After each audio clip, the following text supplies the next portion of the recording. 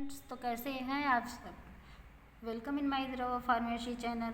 चलिए आज की टॉपिक स्टार्ट करते हैं हम लोग। Definition classification of protein based on composition and solubility with example. यानी कि जो हमारा प्रोटीन्स होगा इसका डिफिनीशन देखना है और क्लासिफिकेशन जो होंगे किन किन चीज़ों पे बेस्ड है, तो कंपोजिशन किन किन चीज़ों से मिला हुआ है एंड उसकी सॉल्युबिलिटी वो किन किन चीज़ों में डिज़ोल्व होगी, उसके एग्जाम्पल। ठीक है, स्टार्ट करते हैं। प्रोटीन्स, हमारे प्रोटीन्स का डिफिनीशन होता है the word protein was generated by Mulder in 1838। यानी सबसे पहले इस वर्ड को किसने दिया था, तो मुल्डर ने दिया था 1838 में। और ये ग्रीक लेटर है प्रोटियोस, जिसका मतलब होता है फर्स्ट लेटर। आगे देखते हैं।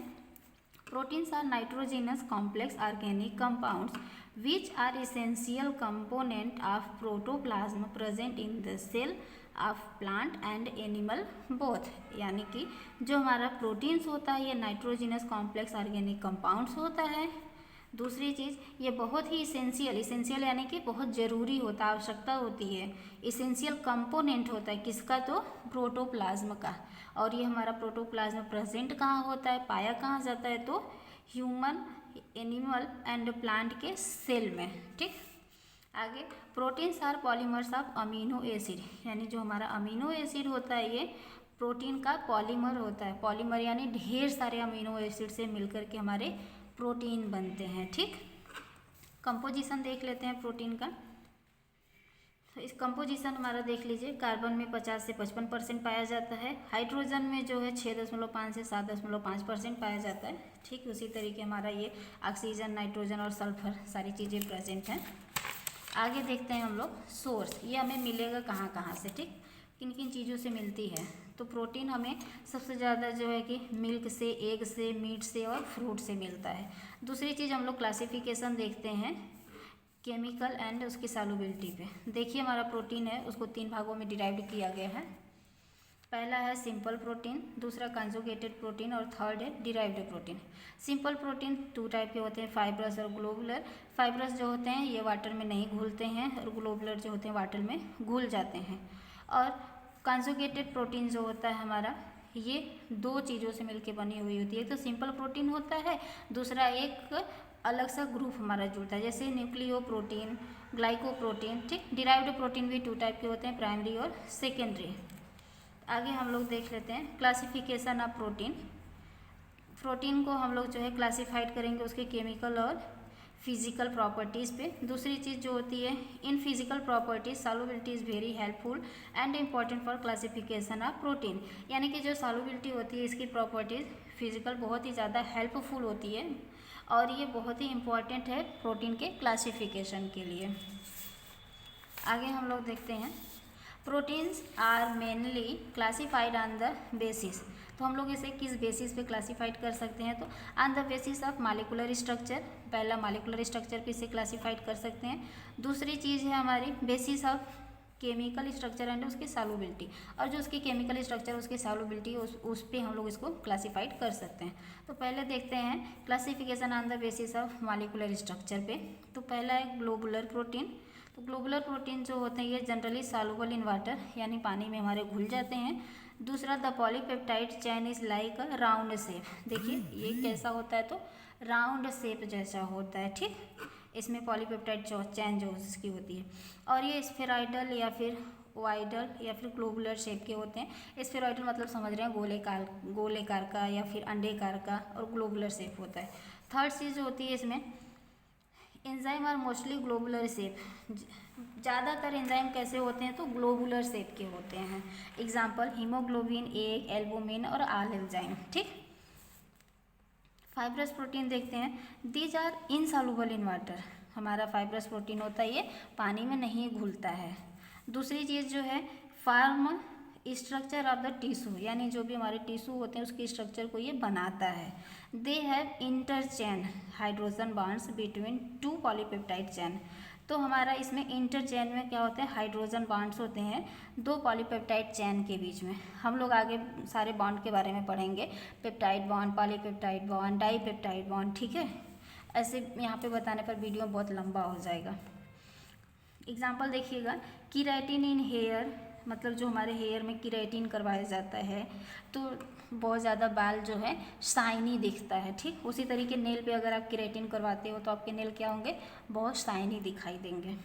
और कोलेजन, इलास्टिन।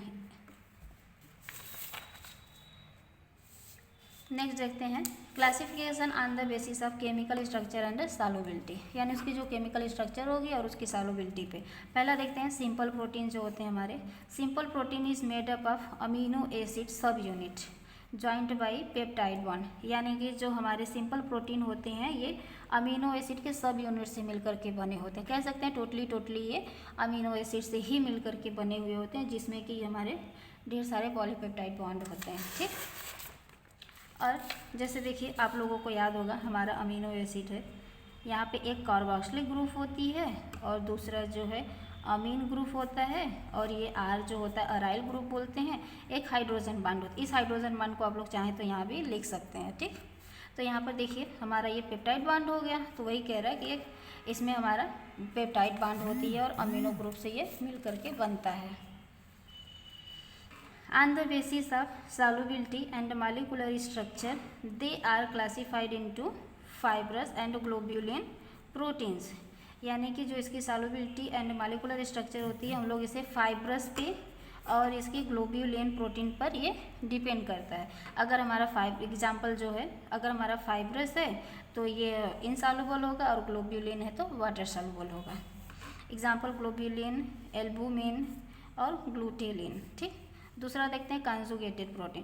कंजुगेटेड प्रोटीन जो होते हैं that has a non protein chemical group attached to it, यानी उसमें एक नॉन प्रोटीन केमिकल ग्रुप जुड़ा हुआ होता है। और नॉन प्रोटीन ग्रुप को हम लोग जो है प्रोस्थेटिक ग्रुप कहते हैं। नॉन प्रोटीन ग्रुप किसे कहते हैं तो देखिएगा यहाँ पे क्या है, न्यूक्लियो, ग्लाइको, फास्फो, ये सब हमारे नॉन प्रोटीन है। इसके आगे जैसे न्यूक्लियो है तो न्यूक्लियो के आगे हम लोग क्या लगा देते हैं, प्रोटीन, तो न्यूक्लियो प्रोटीन हो जाएगा। देखिए ये न्यूक्लियो प्रोटीन, ऐसे ही ग्लाइको प्रोटीन, तो ये सब हमारे क्या हो गए, प्रोस्थेटिक ग्रुप हो गए। यानी हम कह सकते हैं जो हमारे कंजुगेटेड प्रोटीन होते हैं प्लस उसमें एक अलग से ग्रुप जुड़ता है, यानी simple protein plus a prosthetic group is called conjugated protein. देखिए conjugated protein simple protein plus prosthetic group on the basis of the presence of prosthetic group, यानी कि किस बेस पे होता है तो प्रोस्थेटिक ग्रुप के बेस पे होता है, ठीक। आगे हम लोग देखेंगे डिराइव्ड प्रोटीन। तो हमारा derived protein are protein that are created from simple or conjugated protein, यानी कि डिराइव्ड प्रोटीन जो है हमारा ये सिंपल प्रोटीन और डिराइव से कंजुगेटेड प्रोटीन से मिल करके बनता है, ठीक। और नेक्स्ट है this is done through partially और complete hydrolysed of natural proteins by acid और एल्कलीज और एंजाइम, यानी कि ये कंप्लीट कब होगा हमारा डिराइव्ड प्रोटीन, तो ये थोड़ा बहुत या पूरी तरीके से जब हाइड्रोलाइज्ड हो जाता है, जो नेचुरल प्रोटीन होते हैं ना हमारे, तो ये कंप्लीटली हाइड्रोलाइज्ड हो जाएं यानी कि टूट जाएं, या फिर थोड़ी बहुत मात्रा में जब ये हाइड्रोलाइज्ड हो जाते हैं और हाइड्रोलाइज्ड करेगा कौन, तो एसिड या फिर एल्कलीज, एसिड या बेस या फिर एंजाइम, इनके द्वारा हाइड्रोलाइज्ड किया जाता है। अब देखते हैं क्लासिफिकेशन इनटू जो हमारे डिराइव्ड प्रोटीन होते हैं, हमने पहले बताया था ये 2 टाइप के होते हैं ना। पहला कौन सा, प्राइमरी डिराइव्ड प्रोटीन, और दूसरा सेकेंडरी डिराइव्ड प्रोटीन। तो प्राइमरी डिराइव्ड प्रोटीन होता क्या है, तो जो प्राइमरी डिराइव्ड प्रोटीन होते हैं ये सिंपल देखेंगे आप तो सेम टू सेम कैसे होंगे, हमारे एकदम सिंपल प्रोटीन के जैसे होते हैं, लेकिन इसमें बस थोड़ी बहुत सी चेंज कर दिया जाता है, तो हमारे ये किस में आ जाते हैं, प्राइमरी डिराइव्ड प्रोटीन में। देखिए these are slightly different from original protein because they are formed by little change in original protein, यानी कि थोड़ा बहुत मात्रा में चेंज कर दिया जाता है, तो इसमें इसीलिए क्या हो गया हमारा प्राइमरी डिराइव्ड प्रोटीन। तो ये अगर प्राइमरी डिराइव्ड प्रोटीन है किसके जैसा है, सिंपल प्रोटीन के जैसा है, तो क्या होगा, ये वाटर सॉल्युबल होगा ना। तो उसी इसका एग्जाम्पल क्या होगा, प्रोटीन्स, कंजुगेटेड प्रोटीन्स, ठीक।